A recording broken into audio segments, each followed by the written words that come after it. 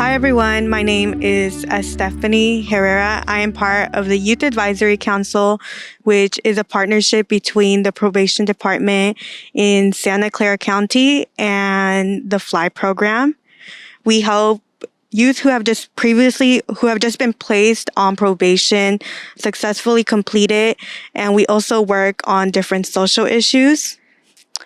The Youth Advisory Council has been worked on developing these questions, and I will pass it off to my colleague Angel Ramos. Thank you, Stephanie. To begin this panel, I would like to start by inviting the panelists into a tradition we have at the Youth Advisory Council called Opening Circle. And for Opening Circle, I would like to start by asking the questions: what is your name? What is your age? What is your identity?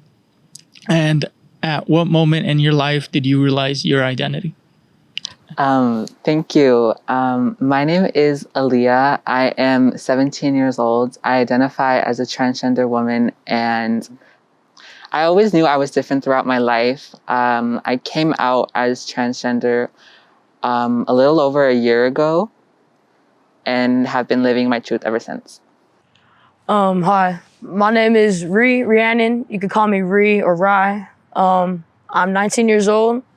Honestly, I identify as just me because my whole life I've just felt like me is who I am, was just who I was. And never at any point in my life did I really have to be like, oh, I'm this, I'm that, this is how I identify. Because my whole life they just known that I was different. My whole life I've known that I was into girls my whole life. Yeah. That's what you. Hi, I'm Eddie. I'm 17 years old. My pronouns are he and him, and I identify as a transgender male. I realized who I was.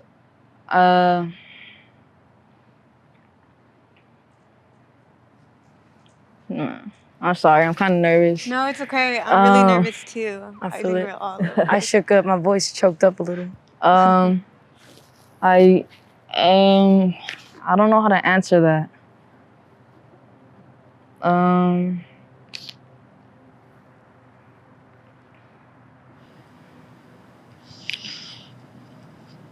So another way to rephrase the question is, did you always know your identity?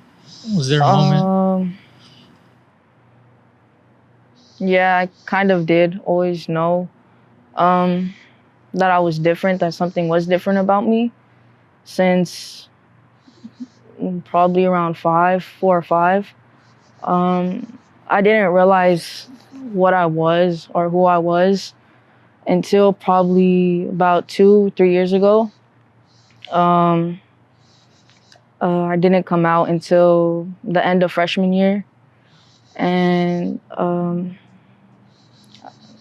since then, I've just been living as myself, I guess. So we're going to start with the questions. The first question I have is, did you have trouble coming out to your guardians, and how did they react? And I'm going to pass it off to Aliyah. I unfortunately had a lot of trouble coming out to my parents as they are Muslim Pakistani immigrants. So it was quite the process. What was the question again? And how did they react? My parents reacted kind of. They were kind of confused. They thought that I was going through a phase and that I was making a mistake. But as time went by, they're slowly starting to realize that I am in fact a woman and this is who I am and there's nothing I can do to change that. If they reacted negatively, how did you approach this issue? Okay, so this shouldn't be seen as a role model stance, but my parents acted really negatively, and in turn, I reacted very negatively as well and kind of went on a rebellious rampage. I don't recommend doing that. It's okay. It happens sometimes, but I'm gonna pass it off to Ree.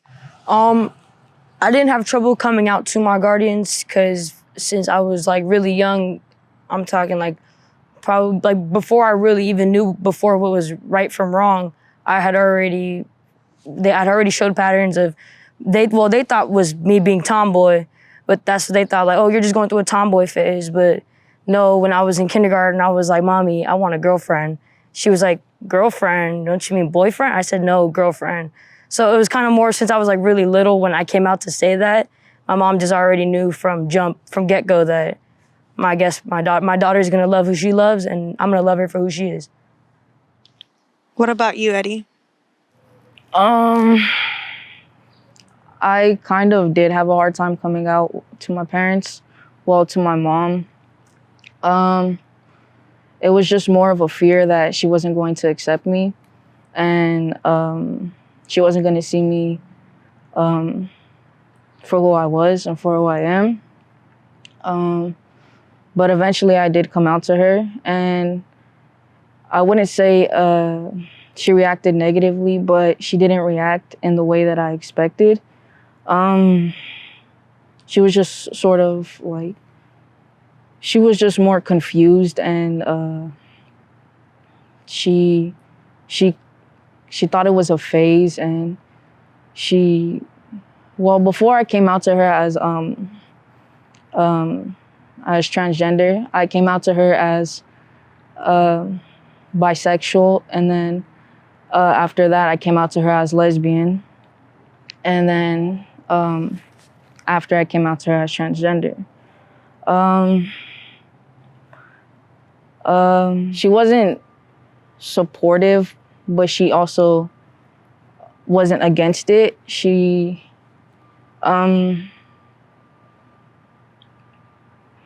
But she basically didn't show me in any type of way that she supported me, or in a way that I would have liked her to show me. But it caused a lot of tension between us, and I did act out. I would yell and basically just start arguments with her and fight with her and get aggressive because she wasn't supporting me, and I didn't feel loved. But eventually we got past all that. That's good. So for the next question, what was your experience like in school?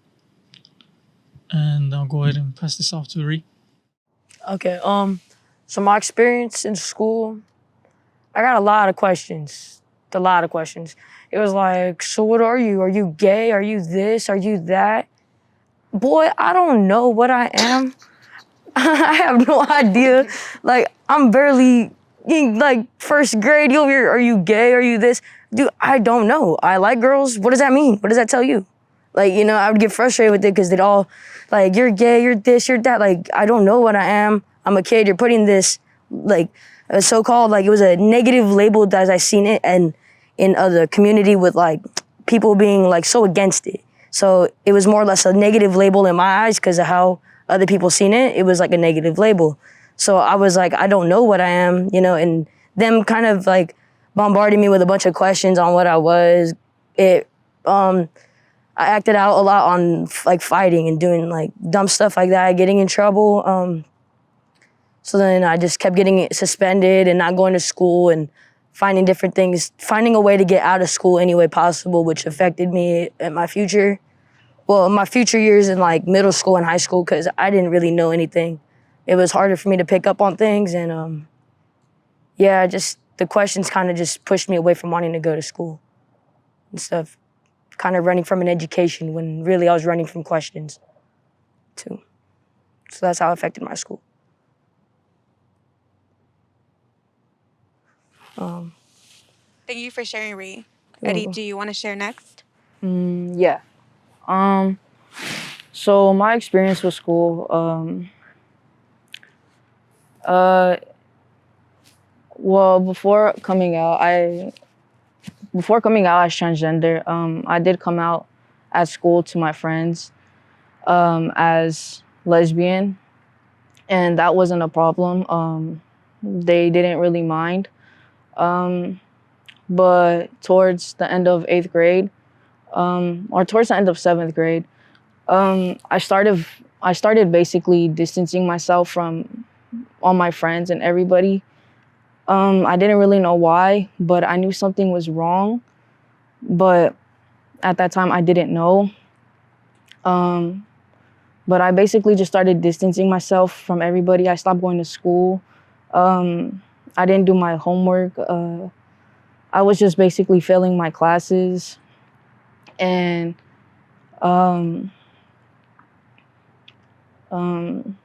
yeah, I was just basically failing my classes and losing my friends at the same time because I wasn't going to school and I wasn't really contacting nobody. And then I skipped the whole year of school. I didn't go. I didn't do anything. I just stayed home, and I think the year after that is when I realized who I was and what was going on with me. And by that time, I already failed all my classes. I didn't have anybody. I was alone. I didn't talk to my family. It was just a horrible experience. But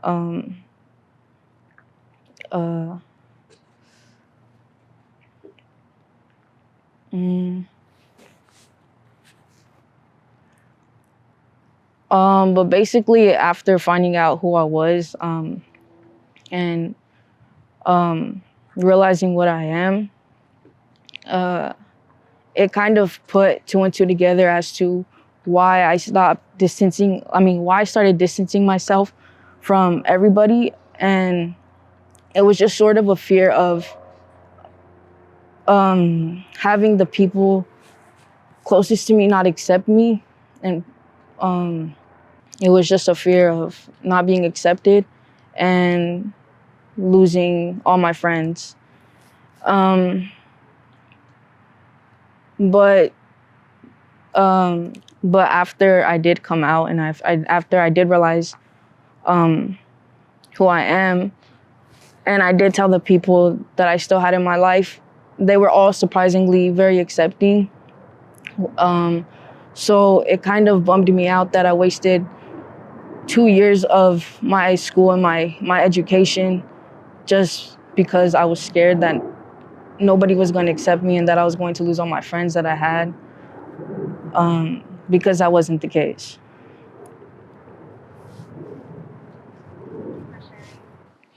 So we're going to continue on to the next question, and it's what kind of struggles did you experience growing up that led up to your involvement into the system? So this can be the juvenile system, the welfare system, and I'll pass it off to you, Aliyah. So for me personally, my experiences with the juvenile justice system, what led up to that was when I came out to my family, they were not really accepting, and I didn't feel safe in my own home, and I didn't have anywhere else to go. So I was like, let's go to juvie. So I tried to get myself, it's a crazy story.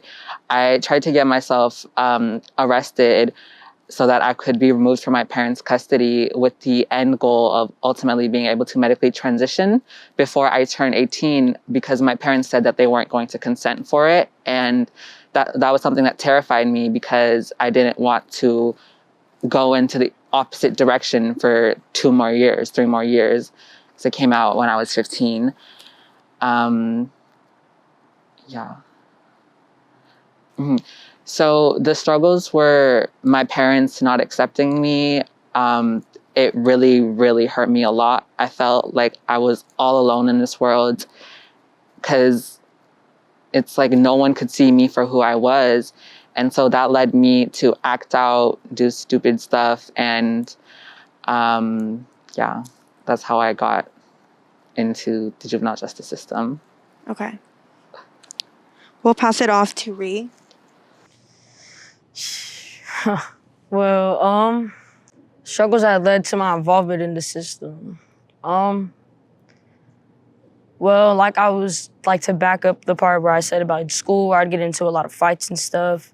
I had like really bad anger issues my whole life, from pretty much like my mom. Like I was always told, you're never supposed to blame somebody for what you do and your actions, because those are your actions, which I 100% I believe that, But up until a certain point of time, I believe you make your own decisions when at a certain age, Prior to that, when you're a toddler, maybe 4 or 5 years old, you really kind of, you're just a kid still. You kind of just get, your mom tells you to go sit in the corner, you're gonna go sit in that corner.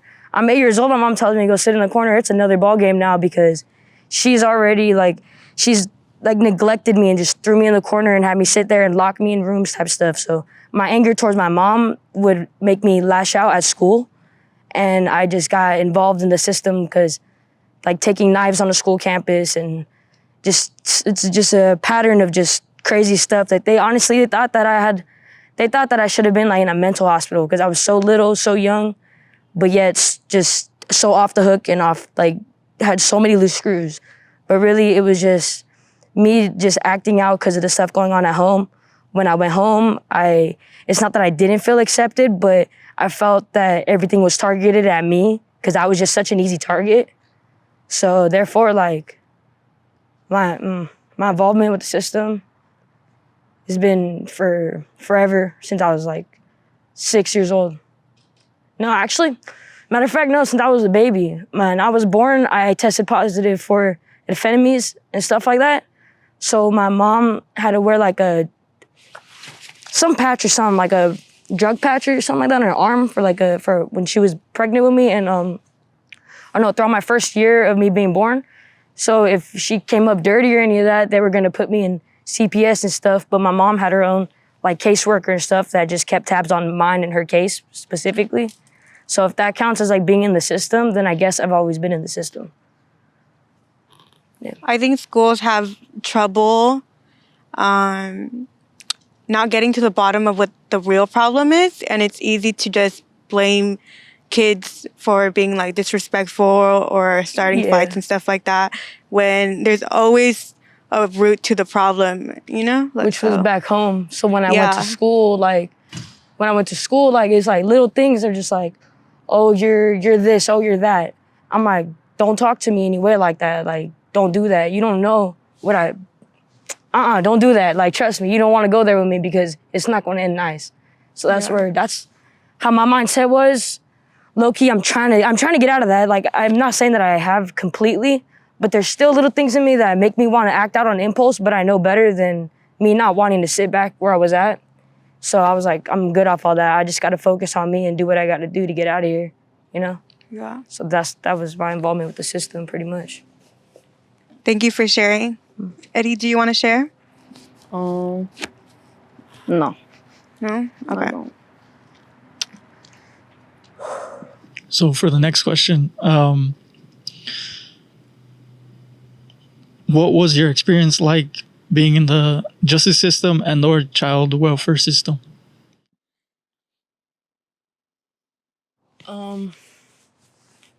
Well, honestly, the justice system, it all sucks.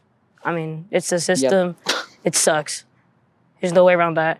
But you can also find good things about it. You pick and choose your own battles with who you reach out for help. And it's pretty much you either could be against the system and the system's gonna treat you like another statistic, or you're gonna be with the system and they're gonna help you flip that around. So I don't really got much to say about the system, but just reach out to who you gotta reach out to, Do what you gotta do and make it out. We all can. My experience with the juvenile justice system was kind of harsh, to be honest. this one time, me and my dad got into this one time. This one time, I got arrested because I stole my dad's credit card and went shopping. In my defense, he did throw away all of my makeup. And when I was arrested, the police officers, they were not respecting my pronouns at all. They were referring to me as a man. They were addressing me as a man. They were calling me by my dead name, and that made me extremely uncomfortable because I thought that the people that are supposed to protect me would, do the bare minimum and respect who I am. And when I was taken to juvenile hall, and during booking, I was asked where I wanted to be housed, whether if it was with the males or the females, what I wanted to wear and all that. And at first, things were going okay. I was placed on the girls' side, but in a couple hours into me getting there, I was removed from my cell, and I was told that they were just doing routine switches, and I was quite confused because there was only one girls' unit, and so they made me take all my stuff, and then it turns out they were actually moving me to the men's unit because apparently some manager didn't like the fact that I was in the girl side simply because I'm trans. And that scared the shit out of me because I get harassed and I've been assaulted. I've gone through everything out in just the free world. You want to put me with a bunch of violent people who were in here for God knows what? That's terrifying, especially the fact that it's an all men setting. It was really uncomfortable for me. And it was quite ironic because Santa Clara County has a gold star policy supposedly for transgender youth and how their gender identity are supposed to be respected. But I guess I was just unlucky that day and the wrong person was in charge. And I kept telling them this isn't right, this is against the law, and no one was listening to me. So I kind of held a little mini protest. I refused to leave my cell, basically putting myself into solitary confinement, which is not legal for a minor, because I was still in my girls uniform, and I wasn't about to go socialize with a bunch of guys. I felt really unsafe. And so finally, after a day or two of me not leaving my cell, finally they caved in and they moved me back to the girls' side. But that whole experience was really traumatizing because I thought at any second I was gonna get jumped. Someone was gonna wasn't gonna like the fact that there was a tranny in their section, and I was terrified. Yeah, that was my experience with the juvenile justice system. Do you think that made your relationship with your father more tense? Yes, in my culture specifically, you have to respect your elders and you have to listen to them unconditionally. And they are Muslim Pakistani immigrants. So long story short, I ended up in foster care.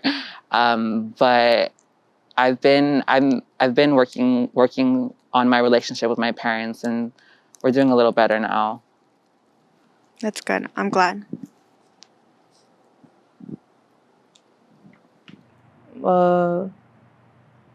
So my experience in the justice system was after I came out as transgender. So when I got there, they asked me where I would like to be placed, if I would like to be placed with the males or the females. They asked me what clothes I would like to wear, the males or the females. And they wrote everything down on paper, but my preferred name and my preferred pronouns.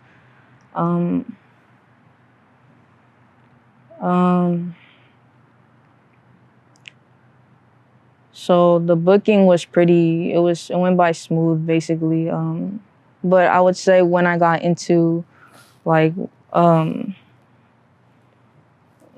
basically like the cell area, I feel like some of the officers, they didn't really care about my pronouns or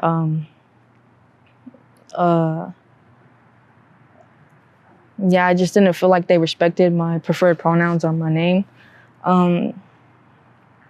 They would call me by my dead name a lot, and they would use female pronouns. And I never really addressed it because I'm not the type of person to like I don't really know how to stand up for myself and tell somebody. So I never really brought it to their attention, but it would bug me a lot. And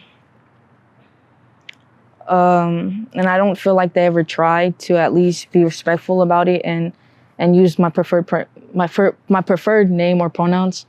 But yeah, I just took it as very disrespectful. But other than that, it was pretty good. Okay. So we did talk about the justice system a little bit, and I was wondering if you guys wanted to share about your experiences in the child welfare system.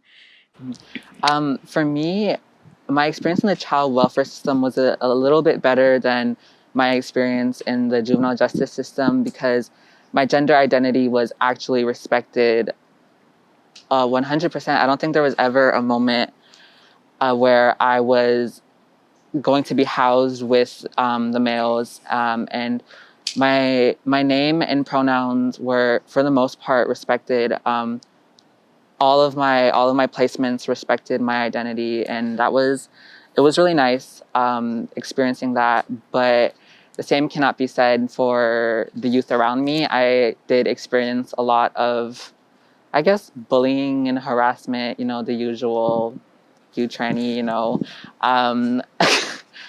I remember this one time I was at the receiving center, and this one guy, he was like, "You're still a guy. I'm gonna f you up, you tranny." Or he was just like, I don't know what happened, but he just started like attacking me. Thankfully, it didn't get physical, but that was like really terrifying. Thank you for sharing. Okay, I guess we'll just move on to the next question. And it's what or who helped you or supported you the most growing up? And I'll pass it to you, Aliyah, again. Sorry. For me, social media and the internet was a humongous source of support for me. I think, if not the only source of support for me, because when I was confused, when I was alone and just by myself, it was really nice to go online and watch other people live their truths. So like before I transitioned, it was really nice watching other people online on the internet live their truth, and it would give me faith that one day I would be able to do that. And that was a huge source of strength and support for me. I just think that's so interesting that you said it was the internet, because I do think that it could be a big source. That's so interesting. What about you, Bree? I'm just gonna say my cousins and my friends. I was just really young when I was coming out and stuff. So I guess more or less like my cousins and my friends and stuff, they just always had my back. Like you mess with her, you mess with me. Don't talk to her like that. Don't disrespect her like that, because you got a whole football team right here. I guess mainly my cousins and my friends helped me out a lot. Yeah. So for the next question, what resources would have helped you navigate the struggle you were having back then? Like resources that I wish I had when I was younger was probably gonna be like, I wish I had more, took advantage of the therapy that they were telling me to go to. But yeah, I was so stubborn, nah, I'm not going. I'm not gonna go sit in the office and talk to them. But if I took advantage of that, I felt like I probably wouldn't, no, I don't think I would have fallen in a lot of traps that I've fallen into with like streets and drugs and different choices like that. So honestly, I just wish like I took advantage of my therapy and stuff that I was given, like assigned to from like probation and stuff. So honestly, just therapy. Growing up around like a lot of like domestic violence and abuse and stuff, I needed therapy. Was my main thing, for real. I think a resource that would have been beneficial for me growing up were just more people around me that are LGBTQ affirming rather than the opposite of that, which a lot of people in my life were, because I would have come to terms with myself a lot sooner had I not been in the back of my mind thinking, fuck no, I can't be that. That's disgusting. So it would have been really helpful to have people around me that support the LGBTQ plus community and queer identities. I agree with what Aliyah says. I think if I was surrounded by people who were in the LGBTQ plus community, I feel like I definitely would have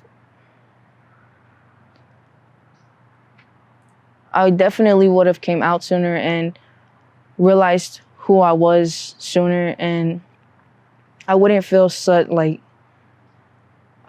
like I was alone.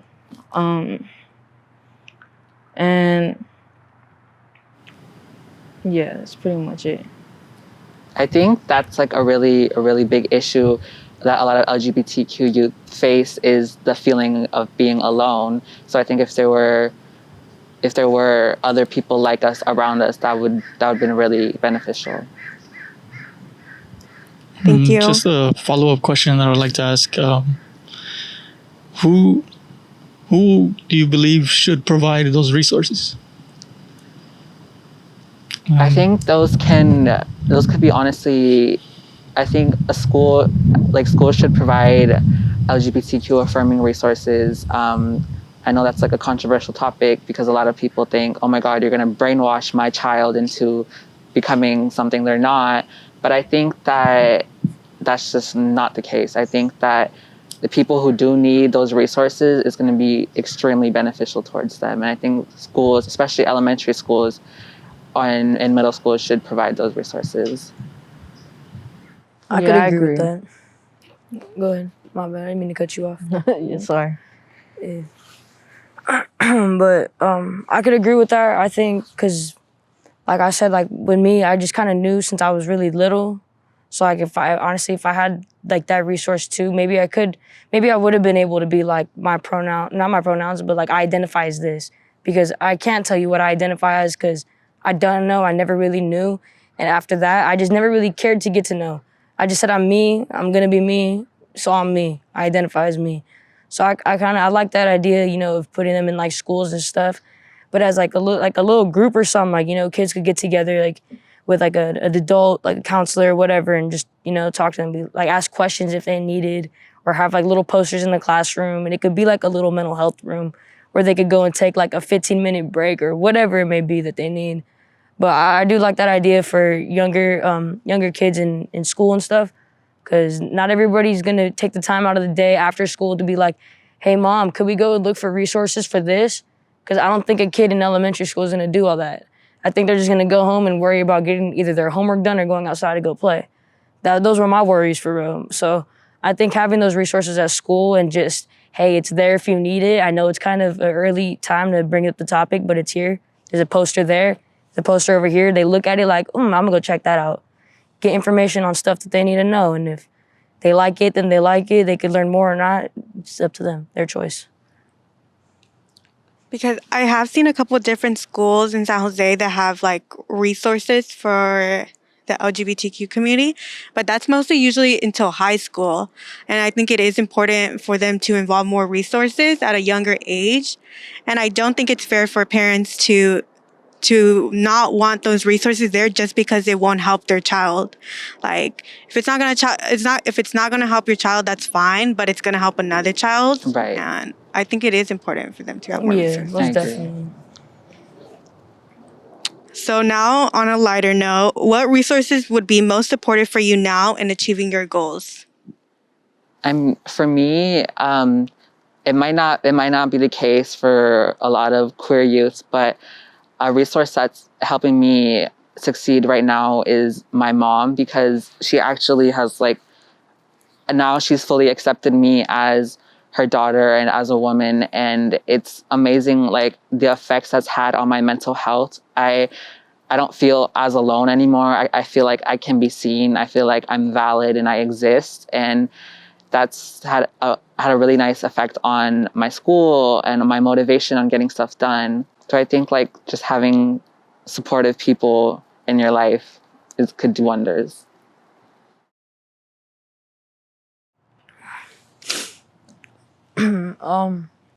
So my resources that I have right now that are helping me achieve my goals is my caseworker. He was previously my probation officer for placement. He's kind of been with me, stuck with me through my journey for about I think over 2 years now. So he's kind of gotten to know like the old me when I was in juvenile hall, kind of messing up a lot, to like he's seen all my improvements when I got sent out of state. I came back home and now I'm, doing just phenomenal work with him, and he's helping me reach every goal that I got now for my future. So my caseworker is my number one resource right now.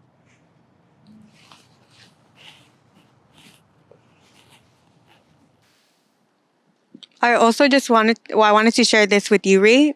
In the Youth Advisory Council, so I think like, like you have to graduate to be a probation officer. We went a couple times and like told our experiences on probation and stuff to like help them become better probations. And we like really talk about how it's about building like caring relationships with the person that you're working with the youth that you're working with, and respecting them.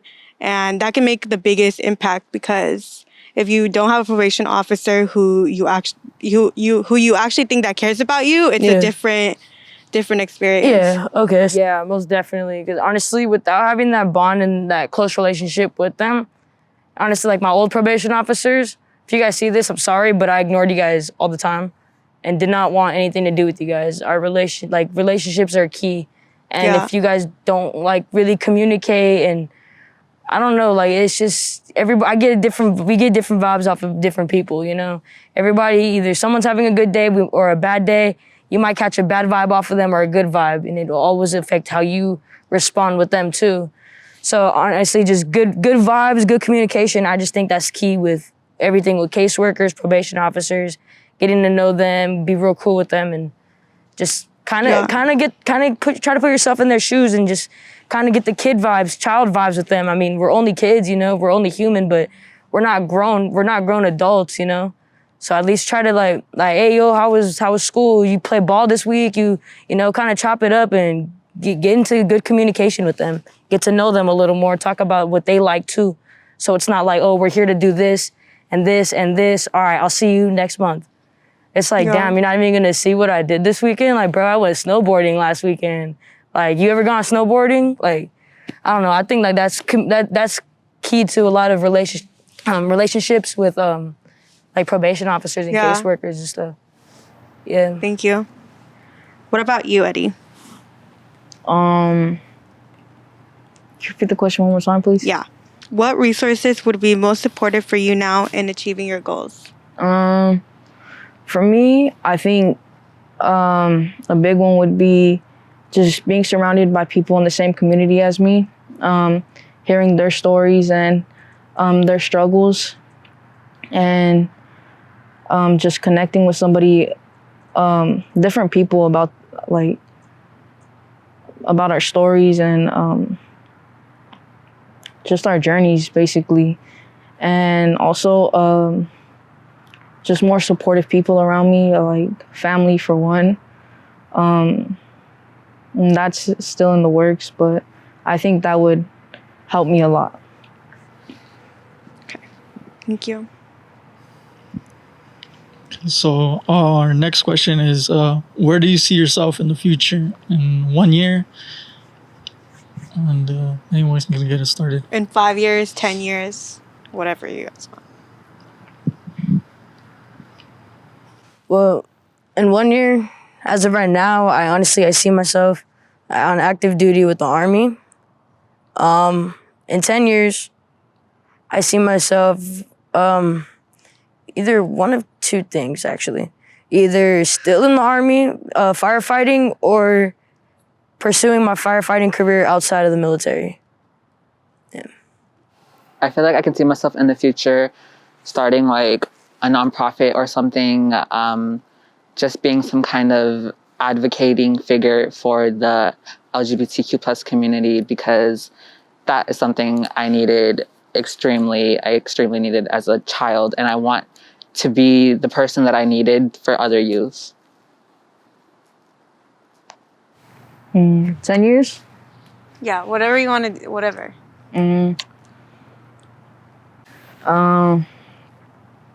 Yeah, so in 10 years from now, I do see myself giving back to my community and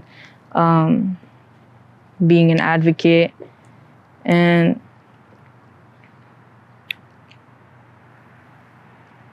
that's pretty much it. Did anybody else want to touch on other questions? I'm good now. You're good? Okay. I'm good. I What think about I'm you, alright. Eddie? Yeah, I'm good too.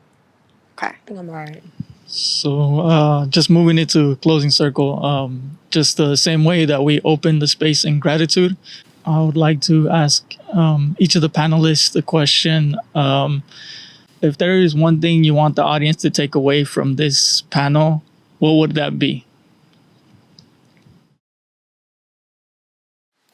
I just want youth, specifically LGBTQ plus youth, to know that it is going to get better. And I think all of us here are a living example and a testament to that fact. And just hang in there.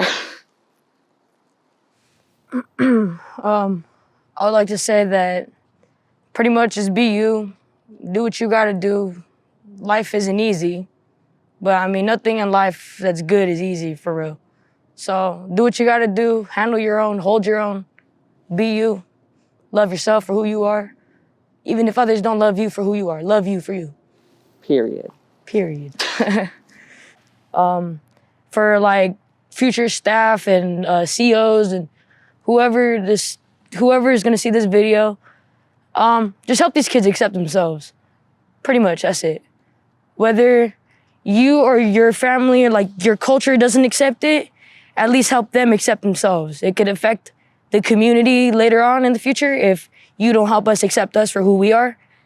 And it can also affect your job and make you stay a lot later writing IRs for not accepting who we are. And you guys could save us both the trouble. Yep. But one thing I would like to say to the youth is love yourself.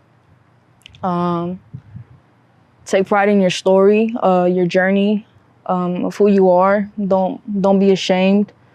And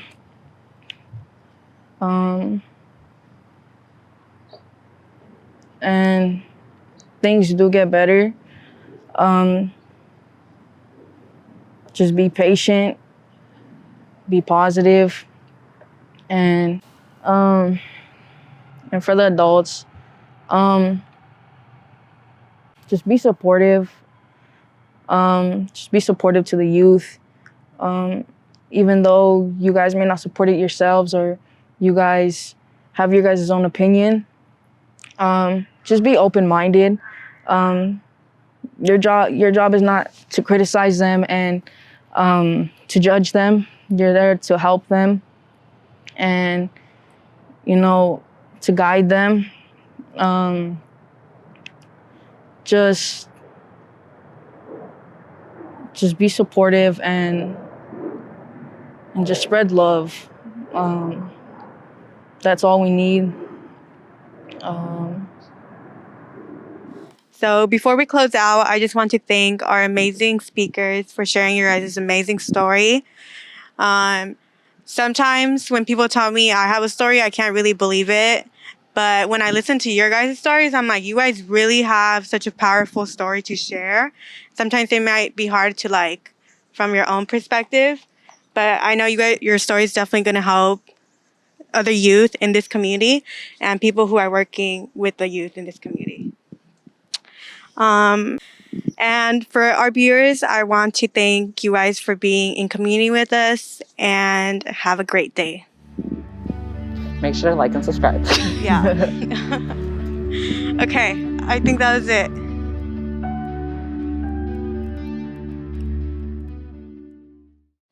You can, cause it's your life, yeah. You can make it out the ghetto, oh, so you ain't gotta survive no more, oh. All my life I wanted to be a gangster, oh, but sitting in the cell, it ain't for no more, oh. It ain't for no more, oh. I was stuck in a cell and I just won't tell. Gotta stay 10 toes, cause nah, want me home. I stayed on the block, cause my hood been hot. Always know that these streets been cold. Yeah, these streets been cold. These streets are crazy, refuse to let him take me. Won't be a statistic, never let these streets break me. I'm shooting like I'm Katie, shooting for the stars, cause that's how these streets raised me. Touching stars, not wearing stripes, I'm shooting like for the Navy. Yeah, I'm shooting for the Navy. Yeah, cause you can change your life. You can flip it around, I promise you that, just hear my sound. Yeah, cause you can, it's your life, and you can make it out the ghetto, oh, so you ain't gotta survive no more, oh. All my life I wanted to be a gangster, oh, but sitting in the cell, it ain't for no more, oh. It ain't for no more, oh, nah. It ain't for no more, oh. It ain't for no more. Yeah, that's all I got. Cool.